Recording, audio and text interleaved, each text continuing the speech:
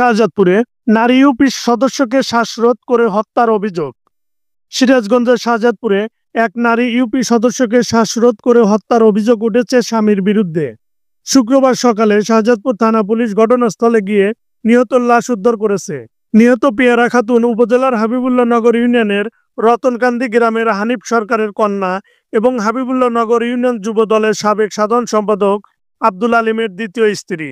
জানা যায়, শাহজাদপুর উপজেলার হাবিবুল্লাহ নগর ইউনিয়নের সংরক্ষিত নারী সদস্য পিয়ারা খাতুন 1 বছর আগে প্রথম স্বামীকে তালাক দিয়ে হাবিবুল্লাহ নগর ইউনিয়ন যুব দলের সাবেক সাধারণ সম্পাদক আব্দুল আলিমকে দ্বিতীয় বিয়ে করে।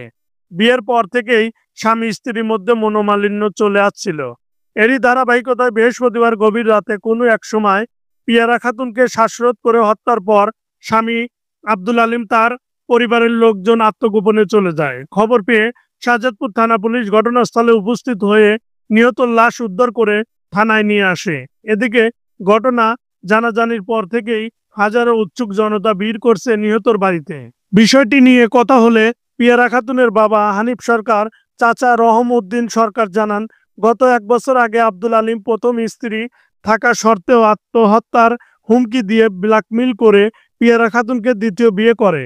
বিয়ের পর চাপ সৃষ্টি করে পিয়ারার কাছ থেকে 17 লাখ টাকা নেয়। এরপর থেকেই নানাভাবে নির্যাতন করতে থাকে।